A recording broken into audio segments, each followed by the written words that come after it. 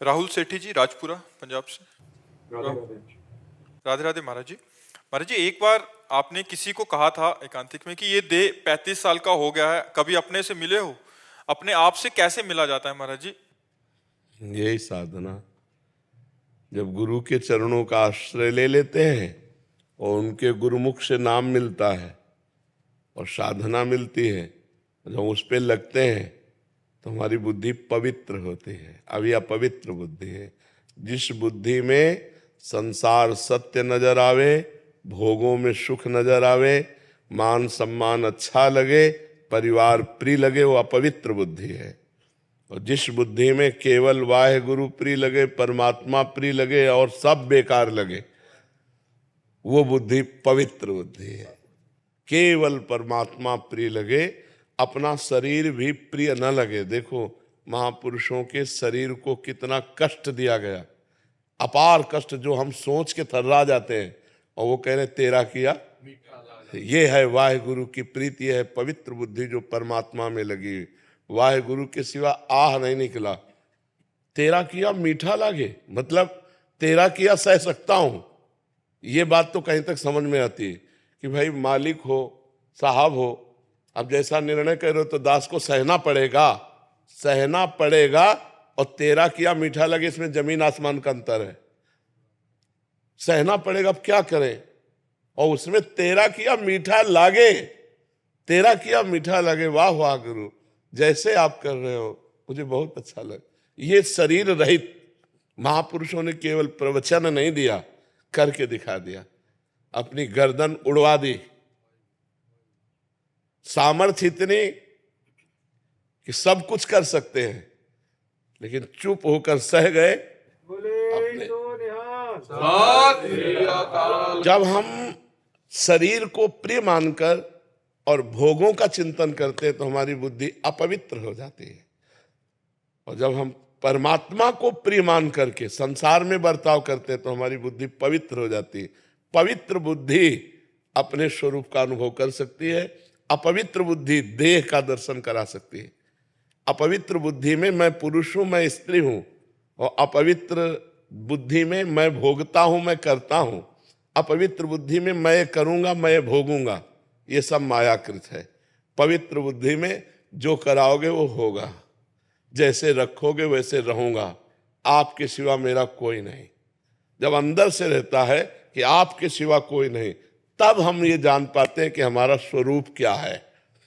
और स्वरूप में जो स्थित होता है वही देह की धज्जियां उड़ जाने पर भी आह नहीं बोल सकता।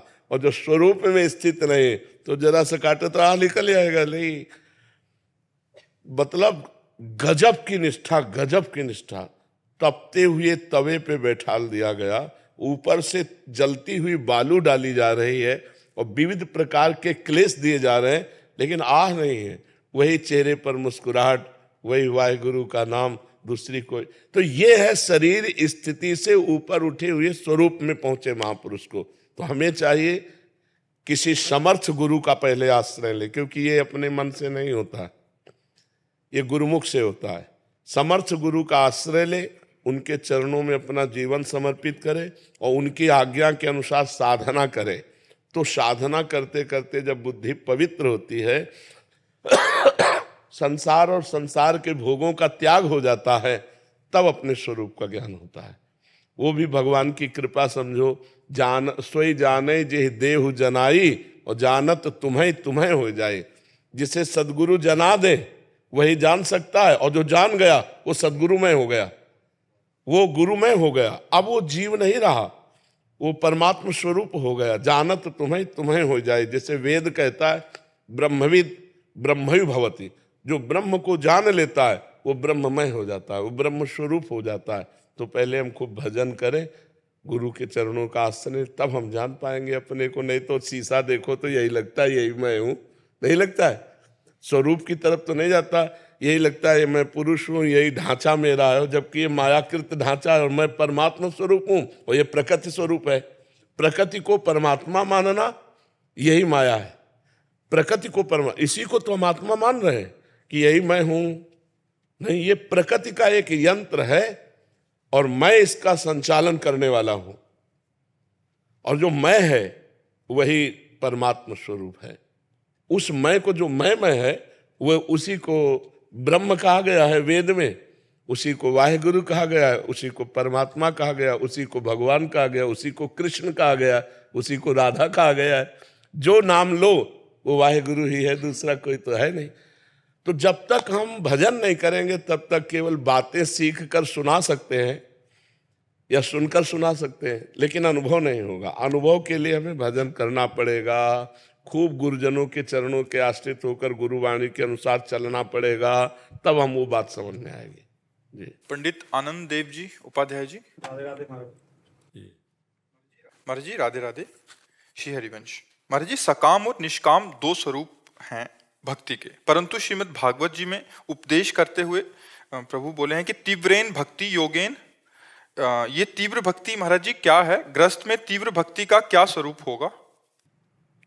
देखो भाई, सकामता जो है यदि केवल भगवान से की जाए तो सकामता भी तीव्र भक्ति में स्थित कर देगी, क्योंकि भगवान ने आर्त, अर्थार्थी, जिज्ञासु, ज्ञानी चारों को उदार भगत कहा है। पर हमें लगता है सर्वज्ञ भगवान से मांगने की कोई आवश्यकता तो है ही नहीं।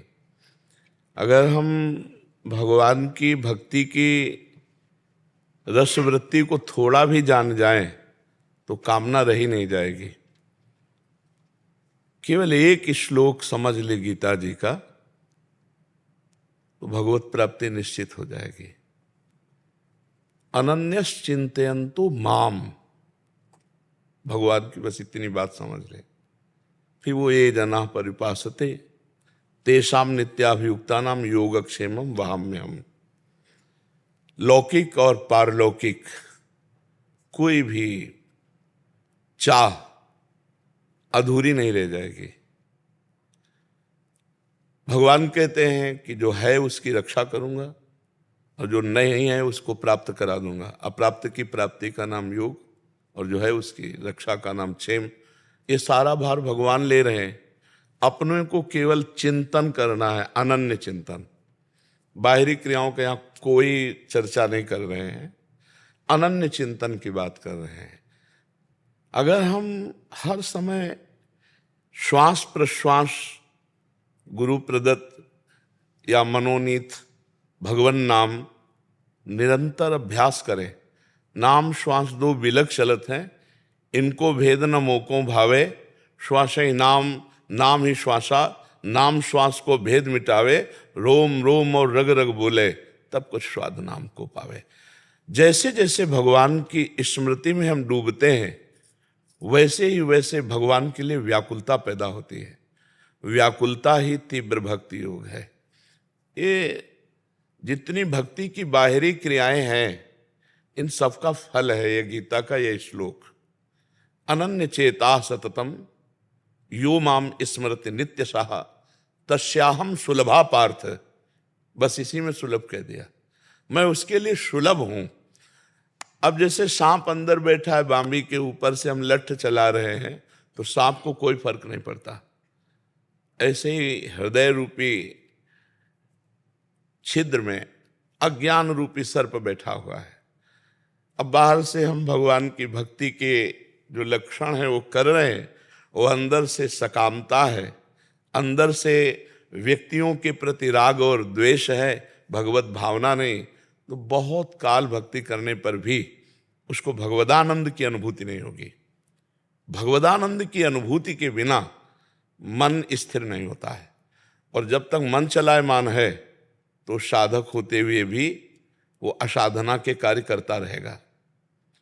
पक्की बात हमारी समझ लीजिए। निज सुख बिन मन होय की थीरा। जब तक निज सुख, आत्म सुख, भगवत सुख नहीं मिलता तब तक मन शांत नहीं होता। और मन जब तक भगवत सुख में शांत नहीं होगा तो विषय में शांति खोजेगा जहां बिल्कुल नहीं है। जिसके त्याग से शांति बताई गई है उसी के भोग में वो शांति खोजेगा। तो तीव्र भक्ति योग अनन्य चिंतन, भगवान का अनन्य चिंतन। तद स्मरणेन परम व्याकुलतेति तदर्पिता अखिलाचारिता। समस्त आचरण हमारे भगवान के अनुकूल हो, श्री कृष्ण अनुकूलेन प्रतिकूलस्य वर्जनम, हम त्याग कर दें जो भगवान के प्रतिकूल हो। तस्मात् शास्त्रम प्रमाणम ते कार्याकार्यो व्यवस्थितो, जो भगवान ने शास्त्र में आज्ञा की, जो संत जनों ने विधि की, उसके अनुसार हम चलें और नाम जप करें, सब ठीक हो जाएगा, निश्चित भगवत प्राप्ति हो जाएगी। अपने कर्तव्य को जो भगवत पूजा समझता है और सदैव भगवत स्मरण परायण रहता है और अधर्माचरण से दूर रहता है, उसे भगवत प्राप्ति की याचना भी नहीं करनी पड़ेगी भगवान से कि मुझे दर्शन दीजिए। भगवान समा जाएंगे। पी मूर्ति नैनन बसे तेहि रस रहाय समाए, वो हर समय भगवान में स्थित रहेगा। और बाहरी बहुत सी क्रियाएं हो रही हैं, अंदर से संबंध शरीर और शरीर संबंधियों की ममता और अहमता से युक्त है, तो बहुत काल तक बाहरी क्रियाएं करने पर भी भगवदानंद की प्राप्ति नहीं होगी, क्योंकि हृदय गुफा में अंधेरा है।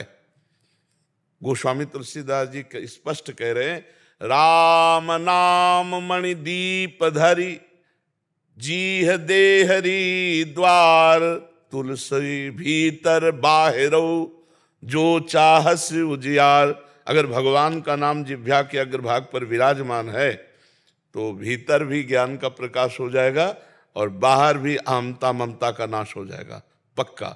इसलिए भगवान नाम जब हमने जीवन का सार पकड़ा है, भगवान नाम जप और अपने कर्तव्य को भगवान की पूजा। मामुनिस्मर युद्ध च, खास बात है, मेरा स्मरण और अपने कर्तव्य का पालन। खूब नाम जप करे, भगवत चिंतन परायण रहे, चाहे जैसी परिस्थिति हो। नाम भगवान का ऐसा प्रताप है कि आप हर समय जप सकते हो। अपवित्र पवित्रो वा सर्वावस्थांगतो पिवा यह स्मरेत पुंडरीकाक्षम सवायाभ्यंतरा शुचि। आप देखो, वायाभ्यंतरा शुचि, ये भगवान नाम का केवल भगवत स्मरण मात्र से, यस्य स्मरण मात्रेण जन्म संसार बंधनात् विमुच्यते नमस्तस्मै विष्णुवे प्रभु विष्णुवे। सब शास्त्रों का सार, सब संतों का एक मत, अखंड स्मृति, तैल धारावत भगवत भजन, अव्यावृत भजनात् तन्मयाहा, देवर्षि नारद जी। तभी बात बनेगी। इसके लिए फिर और साधन है तन्मया स्थिति के लिए। कस्तरति मायाम यो संगास त्यजति, यो महानुभाव सेवते, यो निर्ममो भवति। जो कुसंग का त्याग कर देता है, जाके संग कुमति मति उपजय करत भजन में भंग, तजोरे मन हरि विमुखन को संग, जाके प्रिय न राम वैदेही, तजिए ताहि कोटि बैरी सम, जद्यप परम स्नेही। कुसंग का त्याग और यो महानुभाव सेवते, जो महापुरुषों का संग करता है। भजन न होई संग बिनु, और भजन बिना नहीं प्रेम, और छिन्हु भजन न छाड़िए, धरिए या ध्रुनेम। बिना भगवत प्रेमी भजनानंदी महात्मा का संग के शुद्ध भजन हो ही नहीं सकता, और बिना भजन के प्रेम नहीं होता, बिना प्रेम के भगवत साक्षात्कार नहीं होता।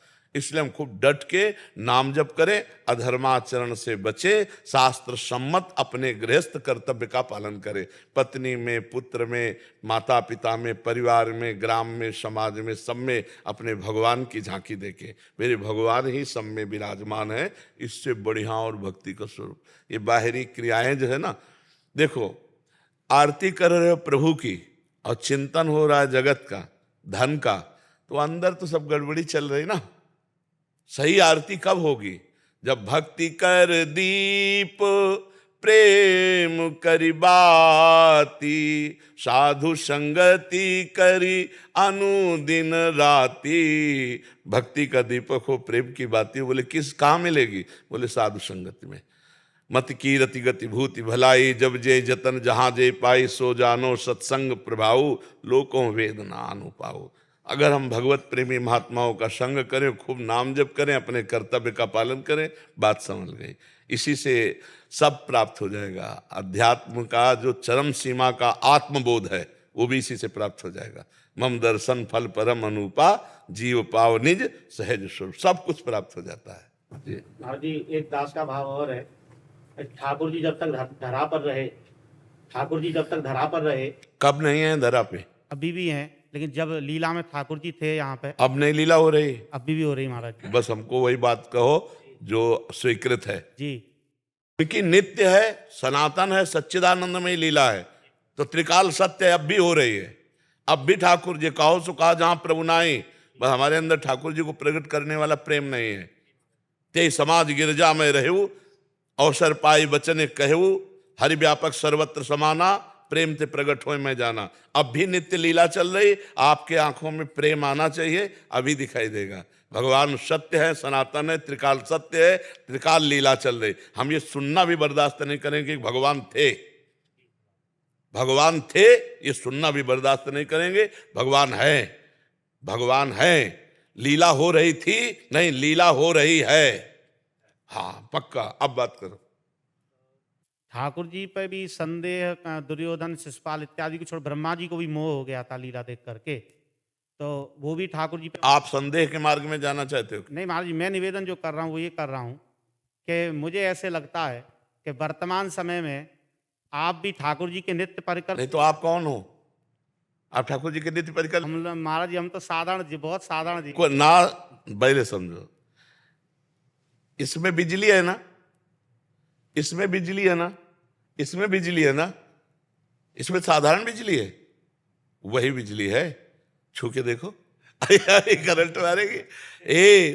सब में समान भाव से परमात्मा विराजमान है।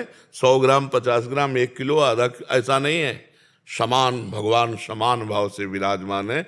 इन शरीरों के, इन यंत्रों के कारण बिजली का ग्रहण करना, ये बहुत कम बिजली ग्रहण करेंगे, वो थोड़ा इससे ज्यादा ग्रहण करेगी, लेकिन बिजली बिजली है। ऐसे हमारे ये खोपड़ी स्वभाव, इसके अनुसार हम परमात्मा भाव को जितना पकड़ पा रहे हैं, नहीं, परमात्मा सम रूप से सबके हृदय में विराजमान है। हाँ, जो जितना अपना अहम प्रभु के चरणों में समर्पित कर देता है, उतने उसमें भगवदानंद प्रकाशित होने लगता है, भगवत तेज प्रकाशित होने लगता है। भगवान उसकी वाणी में बैठ करके बोलने लगते हैं। भगवान उसके हृदय में, अंतःकरण में अपना अधिकार, मन कृष्ण, बुद्धि कृष्ण, चित्त कृष्ण, अहम कृष्ण, बकाया है कृष्ण ही कृष्ण। मत्ता परतरम नान्यत किंचिदस्ति धनंजय, मेरे सिवा कुछ नहीं है। प्रभु, हम आपको प्रभु मानते हैं, आप इधर प्रभु मानिए, और चराचर जगत प्रभु। यही तो भक्त का स्वरूप है। शो अनन्य गति जाके असमत न टरे हनुमंत, मैं सेवक सचराचर रूप स्वामी भगवंत।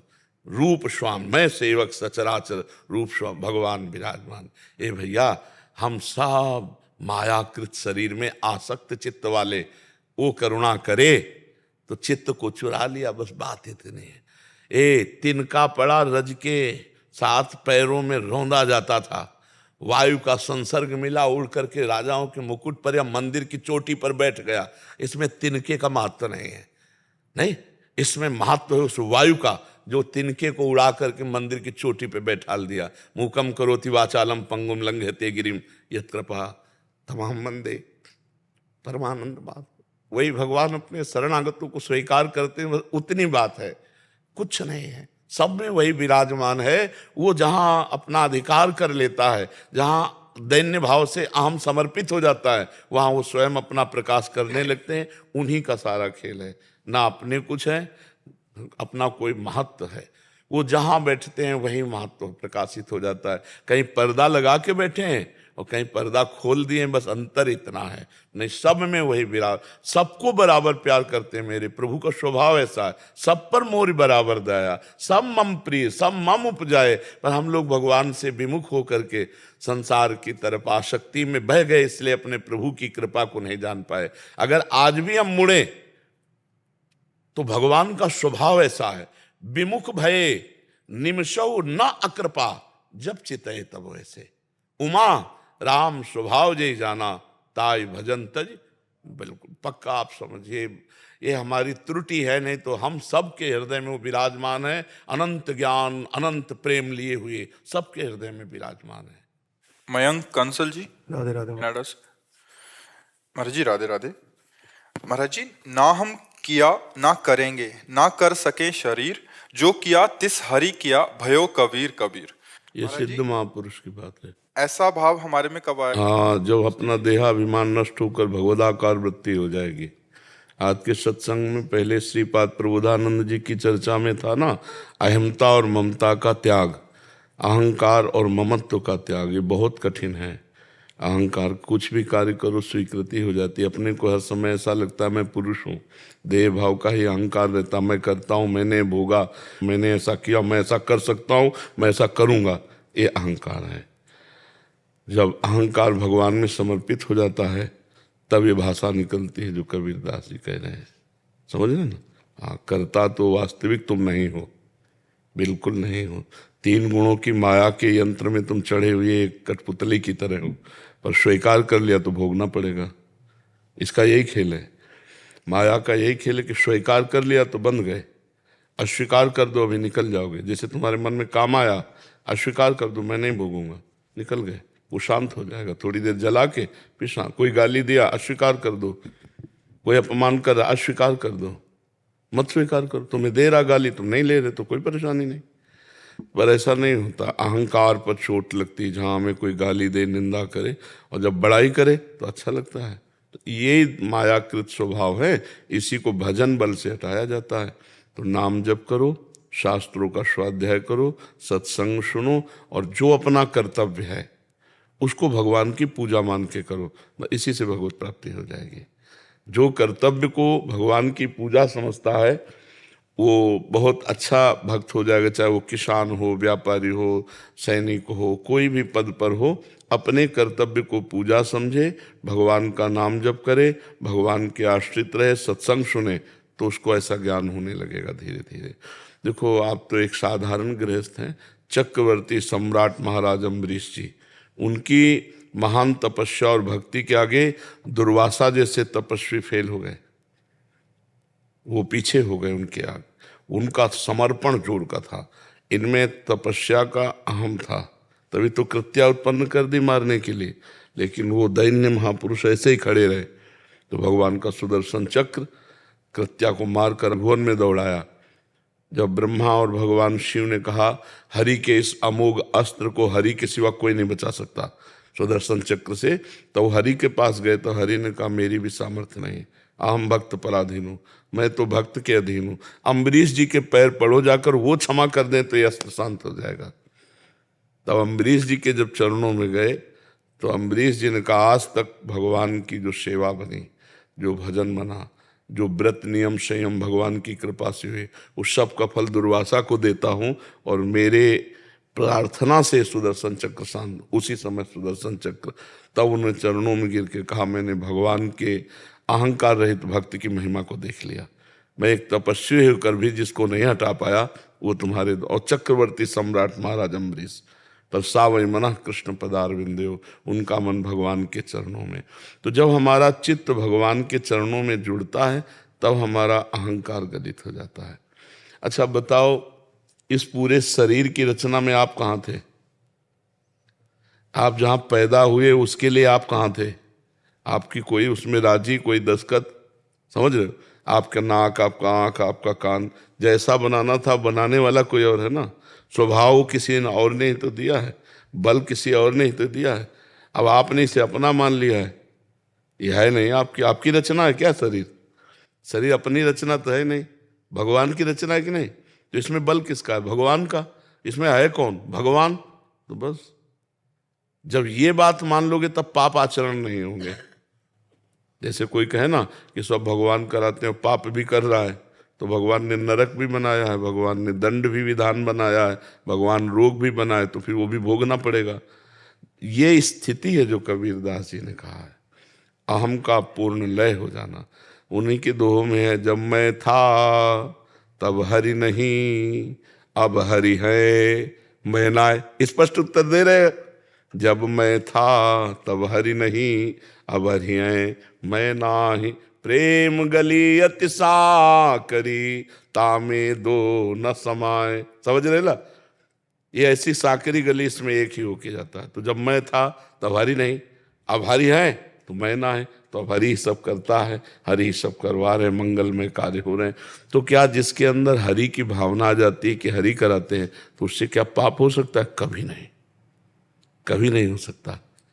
तुम्हारा अहंकार, तुम्हारी वासना जरा समर्पित करके देखो भगवान में, फिर देखो कोई इच्छा ही नहीं रह जाएगी। इतना आनंद अपने अंदर है, कोई इच्छा ही नहीं रहे। तो ये अज्ञानी जन है जो अहंकार पूर्वक अपनी क्रियाओं को स्वीकार करके, अहंकार विमूढ़ात्मा करता हमिति मन्यते, मैंने ऐसा किया, मैं ऐसे करूंगा, भगवान कह रहे वो विमूढ़ात्मा अहंकारी है, जो भगवान के द्वारा सब हो रहा है। देखो कितने चराचर जीव रचे गए भगवान। ये इससे बड़ा चमत्कार क्या होगा? ये देखो हम लोग, सबकी आंख के नीचे नाक है, नाक के नीचे मुंह है, लेकिन सब अलग अलग पहचाने जाते हैं। अरे 1 अरब 30-40 करोड़ तो हम भारतवासी हैं, नहीं है? और सब अलग अलग पहचाने जाएंगे, सबका फिंगरप्रिंट अलग होगा। कितना चमत्कार है, नहीं है? फिंगरप्रिंट अलग नहीं होगा सबका। देखो कितना उसका चमत्कार देखो। अच्छा, पशु पक्षियों को देखो, कितने रंग बिरंगे, कितने सुंदर, कितने स्वस्थ। चराचर जगत को बनाने वाला वही है। जब कृति है तो फिर उस कृति की रचना करने वाला भी है नहीं? तो इसका नाम है प्रकृति, तो इसको रचने वाला है परमात्मा। जब तक हम परमात्मा के ज्ञान को प्राप्त नहीं होते तब तक हमारा अहंकार नष्ट नहीं होगा, समझे में नहीं आएगा। क्योंकि विमूढ़ता है ना, मूढ़ता होने के कारण समझ में नहीं आती। 2 जनों की और प्रश्न है महाराज जी, उनका भी सेम प्रश्न है कि भगवान की मर्जी, और आप कहते हैं कि निसंकल्प हो जाओ, पर कहते हैं कि जैसे कभी कोई फैसला लेना पड़ता है तो कैसे पता लगे कि ये भगवान का है या मेरा है? अस्मात् शास्त्रम प्रमाणम ते कार्याकार्यो व्यवस्थित हो। कार्य और अकार्य की व्यवस्था शास्त्रों में लिखी। अगर शास्त्रों की समझ नहीं आती तो संतों से सुनो, अगर संतों में पहुंच नहीं है तो हृदय की सुन लो। क्या तुम गलत करने चलते हो तो तुम्हारे हृदय में बात आती है कि नहीं गलत है, फिर उसको आप काट देते हैं, नहीं मानते हैं। तो हृदय की बात सुनने के लिए हृदय के कान लगाओ वहां, तो आपको निर्णय मिल जाएगा सही है कि गलत है। एक उत्तर होता है सदगुरु का अंदर से, सबके अंदर बैठा है परमात्मा, और एक होता है मन का। ये मन, ये बुद्धि की आवाज है। अंदर से जो उत्तर होता है नहीं, वो भगवान की आवाज। सबको पता है मैं गलत कर रहा हूं, ऐसा कोई नहीं कि जिसको ये पता ना हो कि मैं गलत नहीं कर रहा। जान करके भी गलत कर रहे हो, अगर वही बात तुमसे कोई प्रश्न करे तो तुम मना कर दो कि गलत है, लेकिन वही तुम आचरण कर रहे हो, इसका मतलब तुम्हारे अंदर ज्ञान होते ये भी अज्ञान है, मूढ़ता है। इसी को मूढ़ता कहते हैं। जैसे सोया हुआ पुरुष उसे जगाया जा सकता है, लेकिन जगा हुआ पुरुष सोने का नाटक कर रहा हो तो जगाना बहुत कठिन है, क्योंकि वो जगा हुआ है। तो ऐसे ही हम लोगों को बोलो किसको ज्ञान नहीं है? कोई ये नहीं कहता कि मुझे ज्ञान नहीं। गलत कार्य के लिए सबको ज्ञान है कि मैं गलत करने जा रहा हूं, अच्छे कार्य के लिए सबको ज्ञान है कि मैं अच्छा करने जा रहा हूं। हाँ, जहां संदेह हो वहां संत और शास्त्र प्रमाणित बात देख ले, संतों से पूछ ले या शास्त्र स्वाध्याय कर ले तो अपने को पता चल जाएगा। नहीं, संत और शास्त्रों को जो ज्ञान देता है वही तुम्हारे हृदय में भी बैठा हुआ है, पर उसकी आवाज बहुत धीमी होती है और एक बार होती है, फिर वो तुम्हें प्लान बताने लगेगा। वही परमात्मा तुम्हें ज्ञान देगा, छत से चढ़ जाओ, वहां से कूदो, ऐसे करो वैसे करो, वही ज्ञान बताने लगे। क्योंकि उसके छाती से धर्म प्रकट हुआ है और पीठ से अधर्म प्रकट हुआ है, और तुम उसके बच्चे हो। जैसे खेलना चाहो वो खिलौना तुम्हें ला के दे देगा, जब खिलौने से रोगे तब वो आगे का रास्ता बता देगा। पक्का समझो, जो पापाचरण में मस्त है भगवान उनके लिए पापाचरण की व्यवस्था की है। देखो, एक आदमी चाय पीता है तो चाय की व्यवस्था, अफीम खाता है तो उसके अफीम की भी व्यवस्था रोज होती है। कैसे होती है वो भगवान जाने, पर होती है, नहीं होती।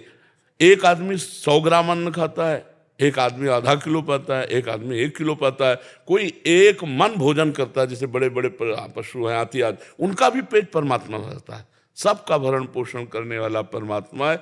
जब इस परमात्मा स्थिति में जीव अपने को देख लेता है, हम लोग ऐसे हैं जैसे ट्रेन अपनी रफ्तार से चल रही और डिब्बे में एक आदमी दौड़ रहा है।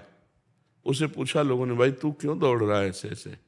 बोले मुझे अमुक स्टेशन जाना है। भाई ट्रेन दौड़ रही, तू बैठ जा। ये त्रिगुणात्मिका माया के चक्र के द्वारा गुणानुगुण वर्तनते, कर्म स्वतः होते चले जा रहे हैं।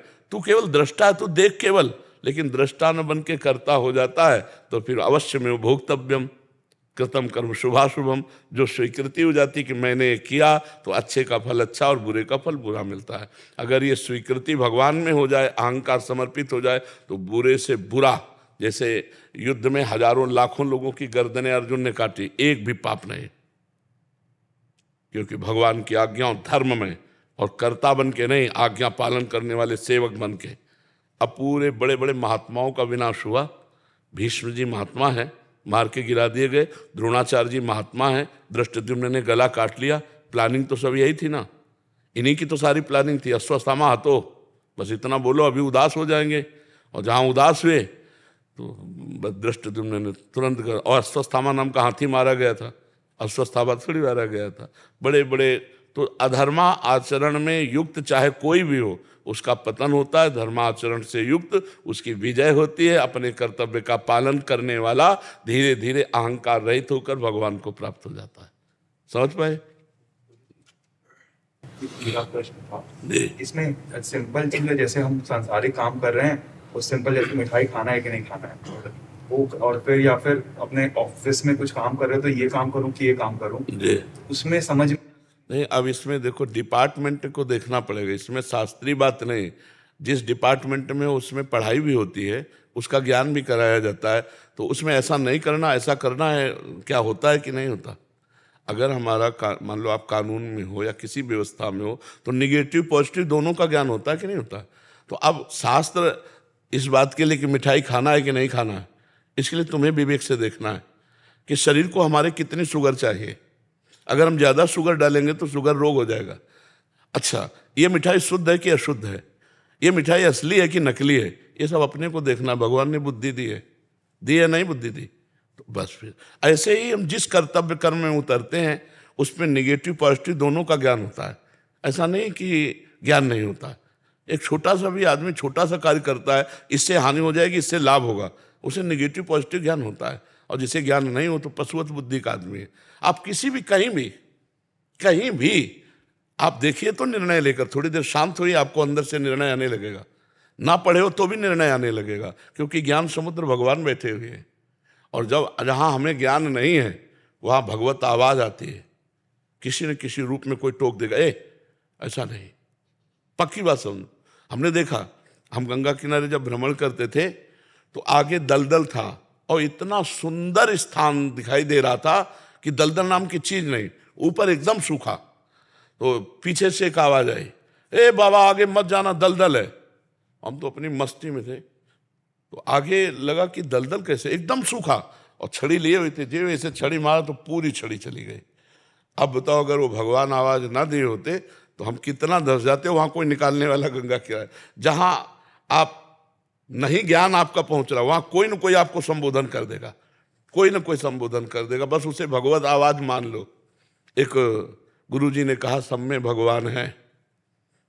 शिष्य जा रहा था, एक हाथी जो उन्माद को प्राप्त हो गया था, महावत उसको अंकुश में कर रहा था। उसने दूर से कहा, मेरा हाथी पागल, हट जाइए। तो उन्होंने कहा, गुरुजी ने कहा, सब में भगवान है, हाथी में भी तो भगवान है। हाथी ने सूंड में लपेटा, मारा, उधर गिरा जा करके हाथ पैर टूट गए, लद के गए। बोले, बेटा ऐसा कैसे होगा? बोले, गुरुजी आपके उपदेश से। बोले, क्यों? आपने कहा था कि हाथी में सब में भगवान है, तो हमने हाथी में भी भगवान। तो बोले, भगवान ने रोका नहीं? बोले, नहीं, महावत तो कह रहा था हाथी पागल, हट जा बाबा। तो बोले, महावत में भगवान नहीं देखा, हाथी में भगवान देखा। भगवान जरूर रोकते हैं बच्चा, जरूर रोकते हैं, और धीरे से फाइनल भी बता देते हैं, बुरा फंसोगे, नष्ट हो जाओगे। अंदर वो आवाज होती है, हम सच्ची कहते हैं तुमसे, किसी से पूछने की जरूरत नहीं, तुम्हारे हृदय में। पर हृदय और मन की बात जानना थोड़ा कठिन होता है। मन विषयी वो इतना जोर कर देता है कि हृदय की बात हटकर मन की बात हो जाती है। मर्जी ये भी चलता है, गाड़ी आएगी, घर बन जाएगा, जमीन लेंगे। हाँ, मतलब कामना, अधर्म की कमाई हाँ, का कामनाओं के कारण हम नहीं, वही तो कह रहे, काम माने कामना, काम जोर हो गया ना, तो फिर हमारे हृदय की बात नहीं चलती, फिर मन की बात चलती है। और हृदय की बात सुन ले तो हमें लगता है सही उत्तर है, सही उत्तर आपको मिल जाएगा। तो किसी भी डिपार्टमेंट में हो, क्या आपको अपने डिपार्टमेंट का अगर ज्ञान है तो क्या निगेटिव पॉजिटिव दोनों ज्ञान नहीं है? आप विचार करके देखिए। क्यों, कोई संशय आपको? सुनील जी। राधे राधे महाराज जी। महाराज जी, आपके चरणों में कोटि कोटि प्रणाम। महाराज जी, अगर हम जीवन में कष्ट सहते हुए भी प्रभु कृपा का अनुभव करें कि उन्होंने ही संभाल रखा है, तो क्या इसका अर्थ यह है कि हमारे कष्ट हमारे पूर्व जन्म के कर्मों को नष्ट कर रहे हैं और प्रभु हमारे साथ हैं, या फिर जो कष्ट प्रभु कृपा से कम हुए वो हमें आगे जाकर कर्मों के? नहीं, हम आपको बताएं प्रभु कृपा क्या है।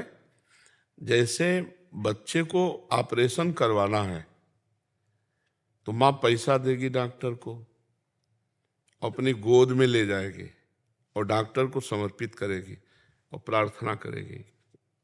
बालक को लगता है माँ बड़ी निर्दयी है, पैसा दे के हमारा छेदन भेदन करवा रही हो, हमको इसको दे रही, अपनी गोद से हटा रही, लेकिन उसमें माँ का बहुत बड़ा दुलार छुपा हुआ है, क्योंकि वो थोड़ा उसको विशेष कष्ट देगा। ऐसे ही भगवान अपने भक्त के जो पाप रूपी फोड़े हैं उनका ऑपरेशन स्वयं करवाते हैं अपनी दृष्टि में, और उसको आंतरिक बल देते हैं जिससे वो सह जाए। महाराज जी, कष्ट जो अपन को अभी कट रहे हैं अभी, वो बाद में भोगने पड़ सकते हैं दोबारा? नहीं नहीं नहीं नहीं, बिल्कुल क्लियर होता चला जा रहा है। नाम जब करते हो, हाँ क्लियर, एकदम क्लियर। और जहाँ 100 थप्पड़ लगने होंगे वहाँ 10 में निपटा देंगे, 90 माफ कर देंगे। जैसे एक बाल्यावस्था से भजन कर रहे थे, फिर आगे चलकर संत बने, तो बहुत समय भजन करते हो गया था।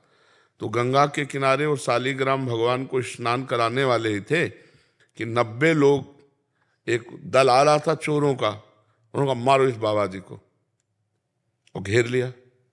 कोई लाठी डंडा फरसा भाला सब लिए हुए। तो उन्होंने कहा भैया हमने क्या अपराध किया है? वह कुछ नहीं, मारो इसको। तो उन्होंने भगवान का ध्यान किया, तुरंत उनका 2 मिनट दे दीजिए, और भगवान से कहा प्रभु जब से मैंने शुद्ध संभाली आज तक कोई पाप नहीं किया, ना थे 90 लोग आकर के मार रहे हैं प्रभु, इसका क्या? तो भगवान आंतरिक प्रकट हुए और कहा तुम्हारे 90 महत अपराध ऐसे थे कि तुम्हें 90 बार जन्म लेना पड़ता और एक एक के मारते। ये मेरे भजन का प्रभाव है कि 90 एक साथ आक्रमण करेंगे और ऐसे तुम्हारी मृत्यु होगी जैसे हाथी के गले से फूलों की माला गिरे तो उसे पता भी नहीं चलता। तुम हमारे ध्यान में मगन हो जाओ, शरीर को भोगना पड़ेगा।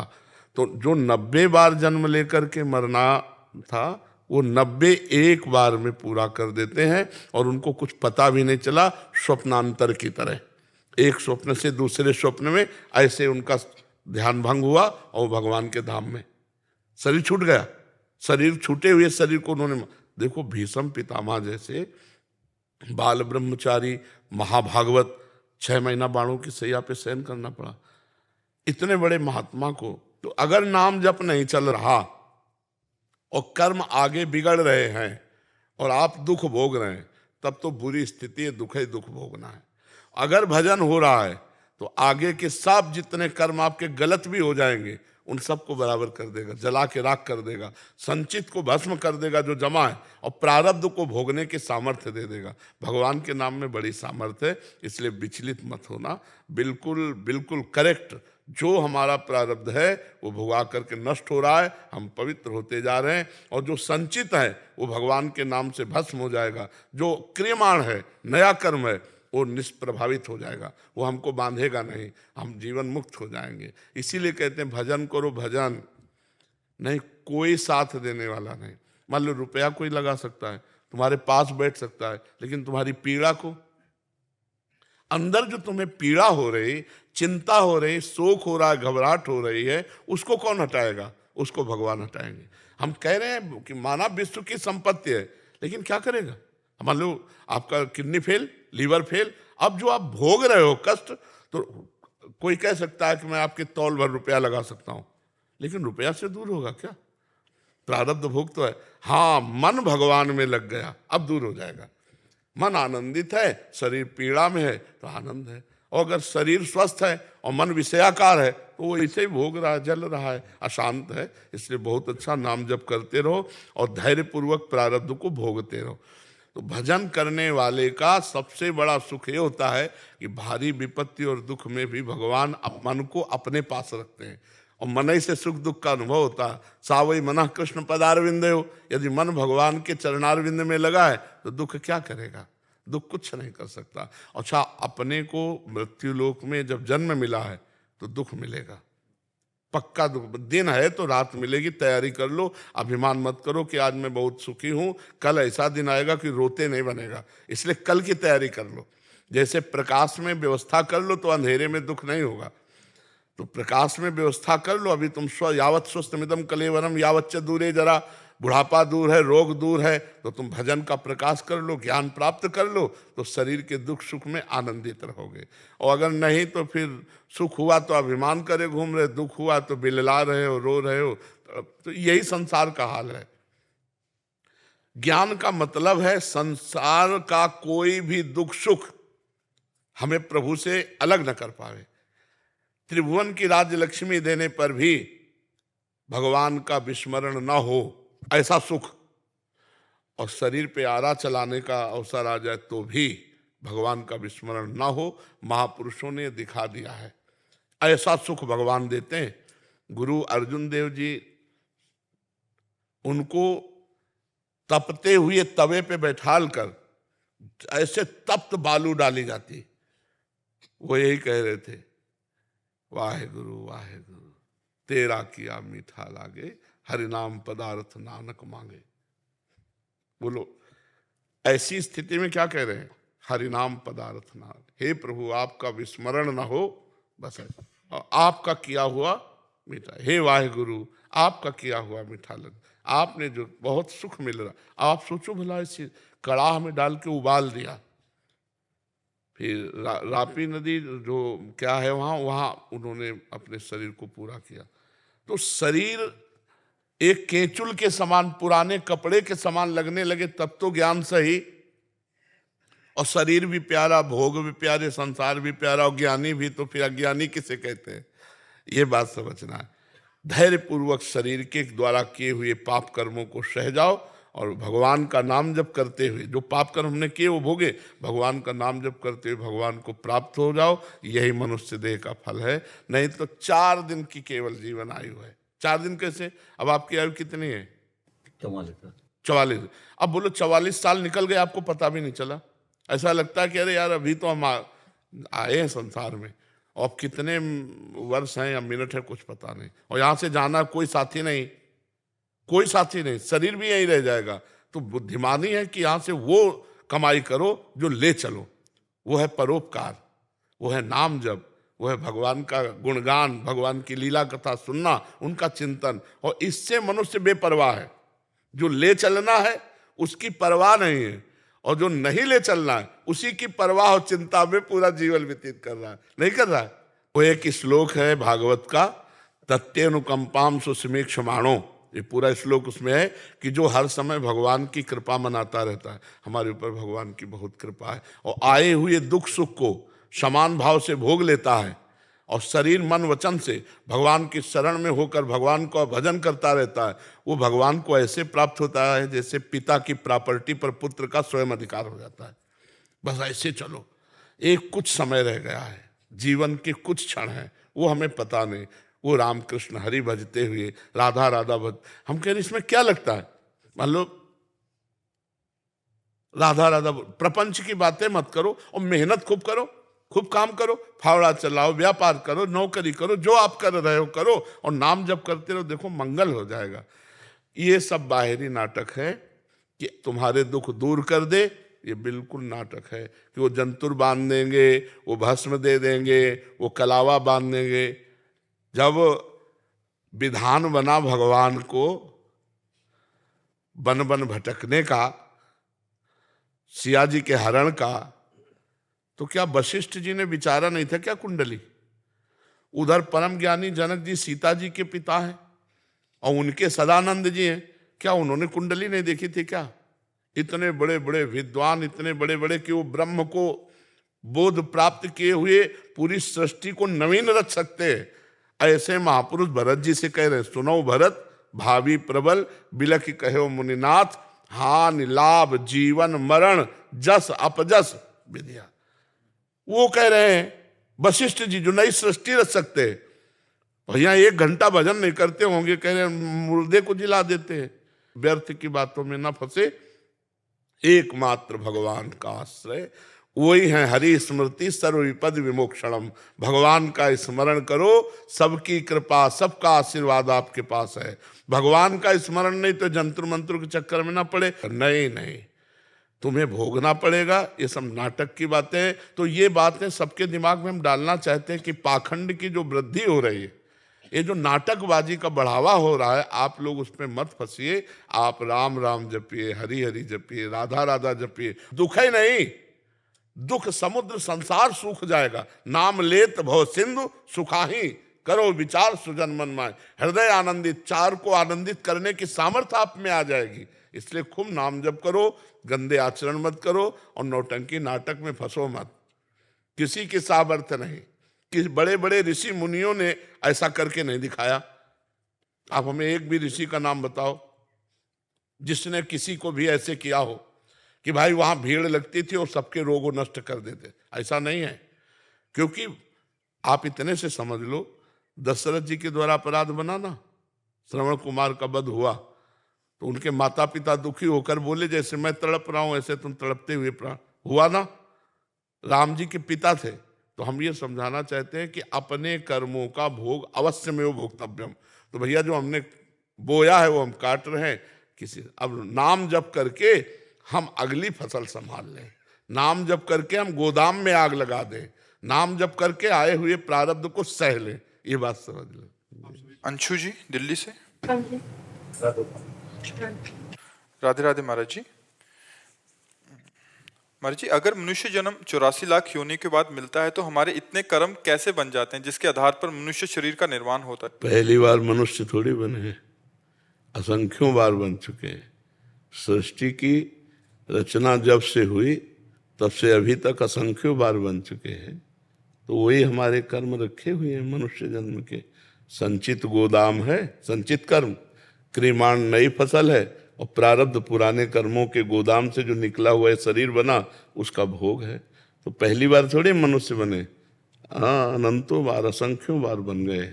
पर हमने कभी भगवान का भजन नहीं किया, कभी अध्यात्म में नहीं चले, उन्हीं भोगों को भोगते हुए सांसारिक कर्म करते रहे, तो आज भी वही भोग परेशान किए हुए हैं। पर आज कृपा है जो हम संत समागम कर रहे हैं, साधु वचन माने तो हमारी बात बन जाए। बहुत जन्म हुए लेकिन हमें साधु समागम नहीं मिला, अगर मिला होता तो हमारा कल्याण हो गया होता। भगवान के भी अवतार हुए, हम कोई कीट पतंगा तो रहे होंगे ना कोई, लेकिन हमें भगवान का सानिध्य नहीं मिला। आज मिला भगवान का धाम, संतों का संग, तो अपना काम बना ले। जैसे पहाड़ भर रुई ऐसे पहाड़ भर दिखाई दे रही हो, तो उसके लिए पहाड़ भर माचिस की थोड़ी जरूरत है, एक दिया सलाई की जरूरत है, एक ज्ञान की जरूरत है अनंत जन्मों के संचित कर्मों को भस्म करने के लिए। बस ये ज्ञान हो जाए कि मैं भगवान का अंश आत्म स्वरूप हूँ, इस देह भाव में लगे हुए, इसीलिए हमारी परेशानियां बढ़ गई। देखो आप बात कर, किसका प्रश्न है?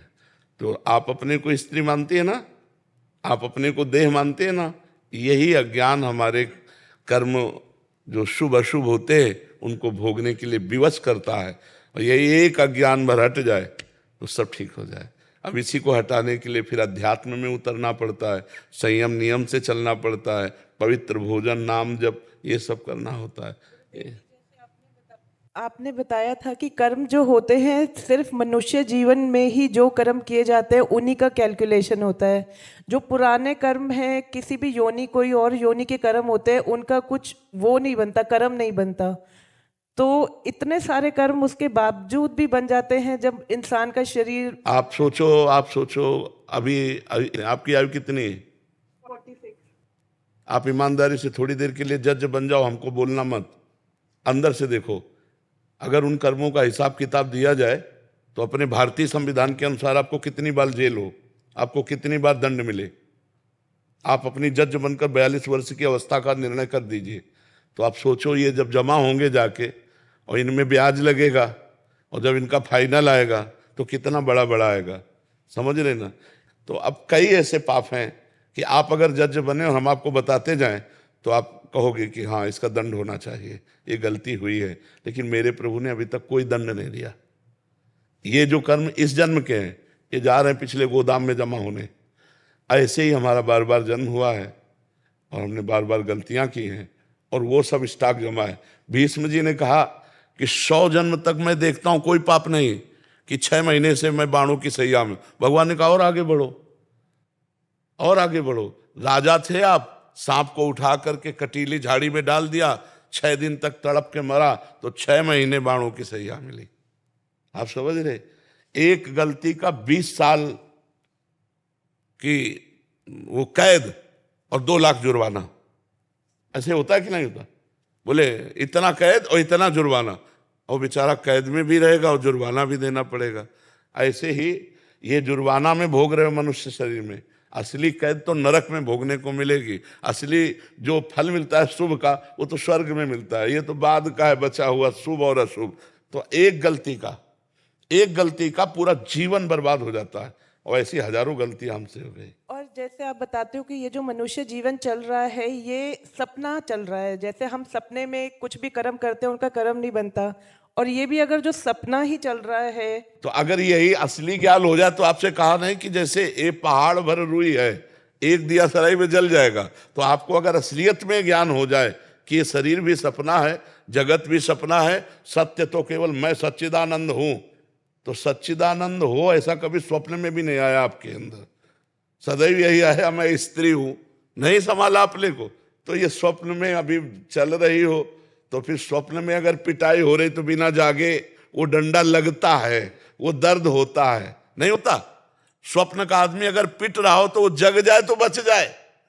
तो भैया ये लंबा स्वप्न है, इसमें फांसी भी होगी, गोली भी मारी जाएगी, लगेगी, पर जब जगोगे तो नहीं लगेगी, क्योंकि आत्मस्वरूप में नैनम छिन्दन्ति शस्त्राणि नैनम दहति पावका न चैनम क्लेदयन्त्यापो न शोष्यति मारुता।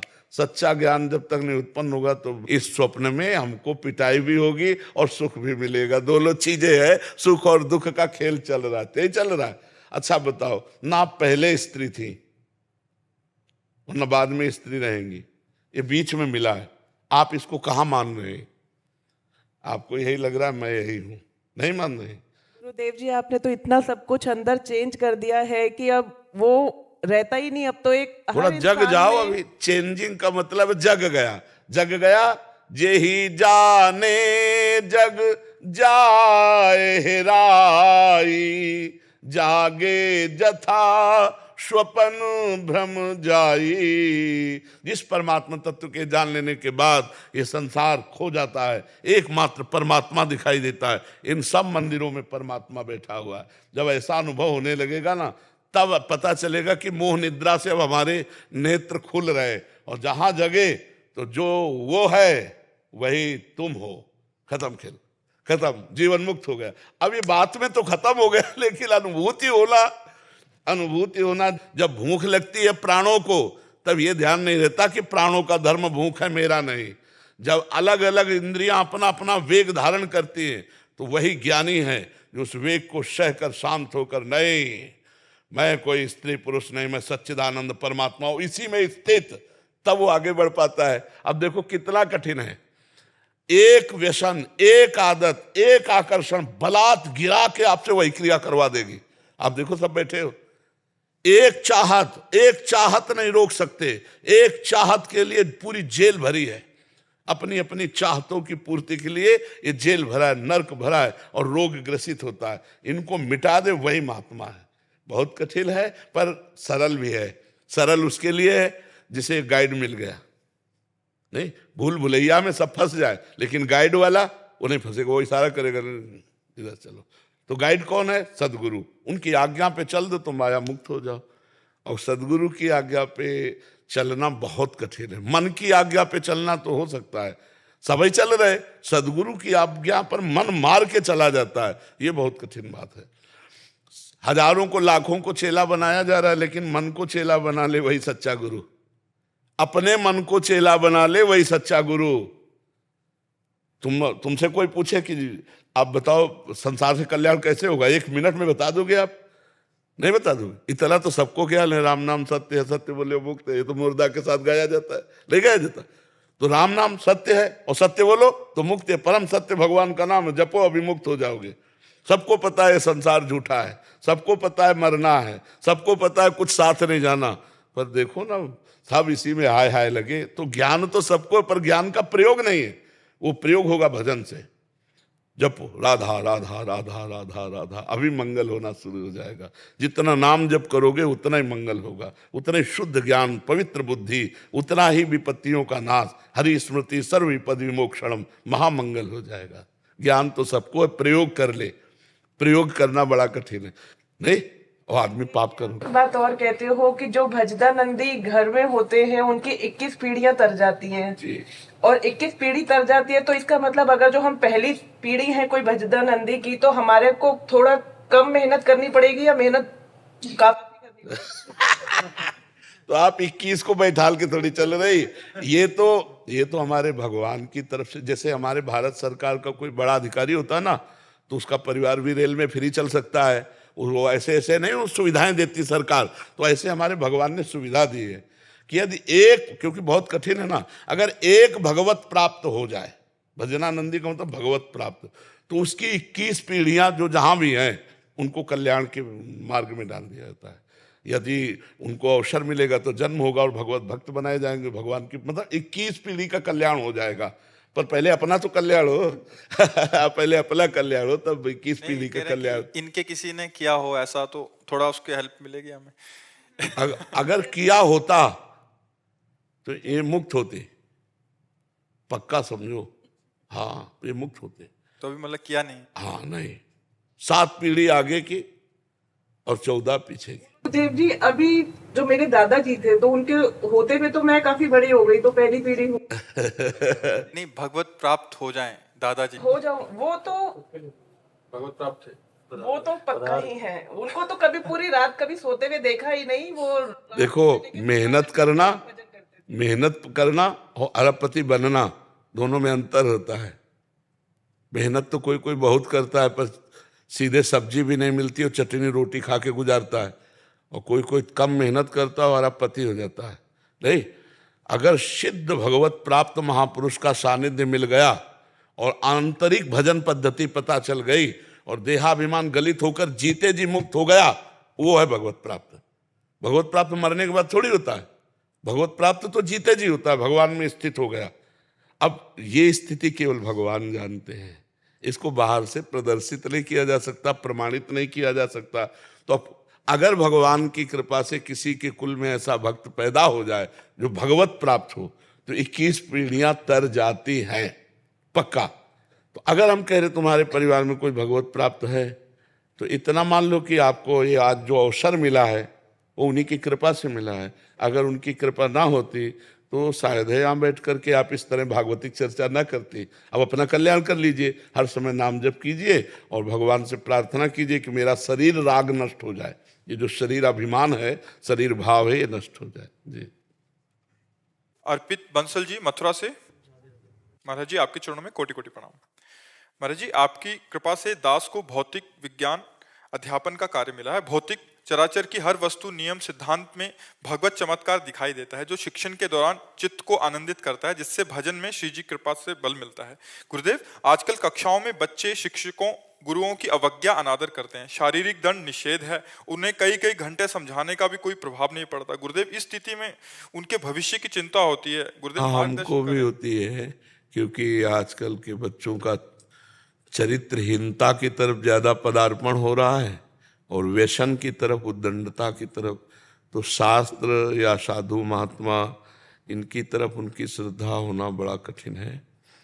जब माता पिता के आचरण पवित्र होते हैं और बालकों को सद शिक्षा दी जाती है, तो फिर आगे चल करके वो, अब जैसे हम लोग स्कूल जाते थे तो अपने ऐसे चरण छूना, हाथ जोड़ना, गुरु भाव या ऐसा भाव अब अपने माता पिता को जवाब दे देते हैं, तो कैसे? ये तो अच्छा, अध्यात्म किसी पर असर तभी करता है जब आरत अधिकारी जब पावें, गूढ़ौ तत्व न साधु दुरावें।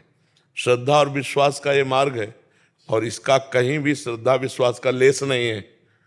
जो आधुनिकता की तरफ बढ़ रहे हैं, तो हमें लगता है कोई बिरला ही ऐसा होगा जिसके परिवार में शराब न पी जाती हो। बहुत मतलब बुद्धि को भ्रष्ट करने वाले ये खान पान आचरण सब बढ़ रहे हैं, तो है तो चिंता का विषय, पर अब कर क्या सकते हैं? जैसे आप भी क्या कर पाएंगे? आप समझा सकते हैं, आप ऐसे कर सकते हैं, पर वो इसका असर हो, तो असर तो तब, अब ये भय नहीं है तो दो प्रकार से, या तो प्रेम हो कि अगर हम आज्ञा पालन नहीं करेंगे तो ये नाराज हो जाएंगे, और या भय हो। दो से ही आज्ञा पालन होता है, प्रीति या भय के द्वारा। तो प्रीति है नहीं और भय दिखा नहीं सकते, तो कैसे कैसे फिर मनमानी आचरण है। अब गलत आचरणों के लिए मोबाइल पर्याप्त है, छोटे छोटे बच्चे सर्च करके, तो अब सब उद्दंडता बढ़ती बुद्धि में चली जा रही है। अब इसके लिए अध्यात्म ही शासन कर सकता है। अब अध्यात्म को श्रद्धा और विश्वास चाहिए। अब श्रद्धा विश्वास, अब जैसे एक वैज्ञानिक आए थे तो उन्होंने कहा हमारा विज्ञान प्रमाण मांगता है, जब तक हम प्रगट नहीं देखते तब तक हम मानते नहीं हैं। तो कैसे उनको समझावे कि तुमने मन को देखा है क्या? पर मानते हो ना मन है, तुम हो, लेकिन तुमने अपने को देखा है क्या? तुम शरीर को एक्सरा कर सकते हो, अल्ट्रासाउंड कर सकते हो, सिटी स्कैन कर सकते हो, मन का कर सकते हो क्या? बुद्धि का कर सकते हो, चित्त का कर सकते हो, अहंकार का कर सकते हो, सूक्ष्म शरीर का नहीं कर सकते। फिर कारण शरीर है और फिर इसके बाद आत्मा है। तो आप आत्मा है लेकिन आपने देखा नहीं, फिर भी मान रहे ना। तो जब तक श्रद्धा और विश्वास नहीं तो तर्क के द्वारा भगवान को नहीं जाना जा सकता, और जब तक भगवान में चित्त नहीं जुड़ेगा तब तक बुद्धि शुद्ध नहीं होगी। अब हम लोग जब प्रातः काल उठते थे तो माता पिता ने सिखाया धरती माता के पैर छुओ, कराग्रे वस्ते लक्ष्मी, अब भी याद है, कर मध्य सरस्वती कर मूल्य प्रमाद कराग, और फिर उठो सबके पैर छुओ। और अगर पैर छूने में चूक हो जाती थी तो माता जी कहती थी भगवान छूते थे, प्रातः काल उठ के रघुनाथा, मात पिता गुरु नामय माथा, तुम भगवान से बढ़कर हो, चलो सबके जाओ, फिर गलती मानो छुओ। तो वो संस्कार जो बचपन में दिए जाते हैं, तो वही कभी मतलब गुरुजनों का विरोध करने की वृत्ति ही नहीं आ सकती। पर अब छोटे छोटे बच्चे हैं, इतने मतलब उनकी बुद्धि तीव्र है, पवित्र नहीं है, इतनी तीव्र है कि पूछो मत। अगर वो पवित्र हो जाए तो बहुत काम में आ जाए। और इतने छोटे छोटे बच्चे दुनिया की बात सर्च कर लेते हैं, तो बुद्धि तो है तीव्र लेकिन वो अपवित्र बुद्धि है। अगर विवेकवान हो तो काम हो सकता है। तो अब कैसे विवेक आवे? बड़ा विचित्र खेल है, क्योंकि घर से ही अपवित्रता है। अब मतलब माता पिता के आचरणों का प्रभाव बच्चे पर पड़ता है। देखो, संस्कारों का प्रभाव पड़ता है। हमारे शास्त्र कहते हैं जिस समय बच्चा गर्भ में आ जाए उस समय माता पिता को ब्रह्मचर्य रहना चाहिए, नहीं उसमें विशेष विशेष कमियां जागृत हो जाएंगी। कौन मानता है? जब बच्चा गर्भ में हो तो भागवतिक संस्कार डालने के लिए व्रत उपवास करते हुए, नाम जप करते हुए, पौष्टिक, फिर आगे चलकर पौष्टिक पदार्थ पाते हुए उसकी एक संस्कार वृत्ति बच्चे के संस्कार के विषय में कौन जागृत है? मनमानी आचरण है, बच्चों के सामने मनमानी वार्ताएं हैं, मनमानी दृश्य हैं, तो वही संस्कार बिगड़ रहे हैं। अब कैसे संभाला जा सकता है? हमको भी पीड़ा है, हमारे समाज की जो पतन की तरफ वृत्ति जा रही। हम रोज कहते हैं ये girlfriend boyfriend live in relation, ये हस्तमैथुन, ये विविध प्रकार की जो दुराचार प्रवृत्तियां बढ़ रही हैं, ये समाज को मतलब किस गर्त में ले जाएंगी।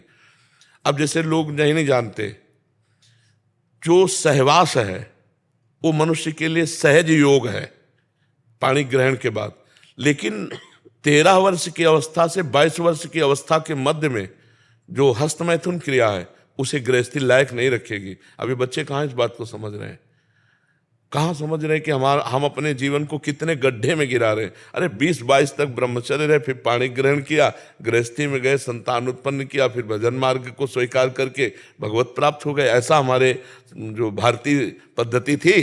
पहली अवस्था ब्रह्मचर्य और शास्त्रों का स्वाध्याय पढ़ाई लिखाई, दूसरी अवस्था जवानी में गृहस्थ धर्म का, और तीसरी और चौथी अवस्था भगवान के लिए व्यतीत करते हुए वो पर ब्रह्म को प्राप्त होते थे। अब पहली अवस्था ही भ्रष्ट हो गई। छोटे छोटे बच्चे हैं जिनको इस समय बिल्कुल नहीं करना चाहिए, नहीं जीवन बर्बाद हो जाएगा, वो गंदे आचरणों से युक्त हो गए हैं। कैसे समझाया जाए, कैसे बताया जाए? ये पीड़ा है केवल हृदय में, कर तो नहीं सकते, कह तो नहीं सकते। अब हम जो कहते हैं, जो मान लें, तो हम हाथ जोड़ते हैं उनके कि भाई हम धन्यवाद, हम एहसान मानते हैं कि आप अपना जीवन पवित्र करोगे तो हमारी समाज के लिए आप आदर्श बन जाओगे। देखो, जैसे छोटे छोटे बच्चे हैं ना, उन्हीं में हमारे भारत के मुख्यमंत्री हैं, उन्हीं में एमएलए, उन्हीं में सांसद, उन्हीं में कोई महात्मा है। अगर ये बच्चे संस्कार युक्त नहीं बनेंगे तो हमारा भारत आगे उज्जवल कैसे होगा? बच्चों से ही तो भारत उज्जवल होगा। जो पढ़े लिखे जितने प्रवीण उतने हमारे राष्ट्र सेवा में आएंगे। तो अब ये मास्टर जन शिक्षा दें और बच्चे उनको समझें श्रद्धापूर्वक, तो फिर आगे बढ़ सकते हैं। तो अब ऐसी फिल्में आ गई भाई, ऐसे डॉक्टर लोग सलाह देते हैं कि आप सुखी रहोगे ऐसी गंदी क्रियाएं करने से। तो ये बहुत बड़ा वायरस है, बहुत बच्चों में फैल रहा है।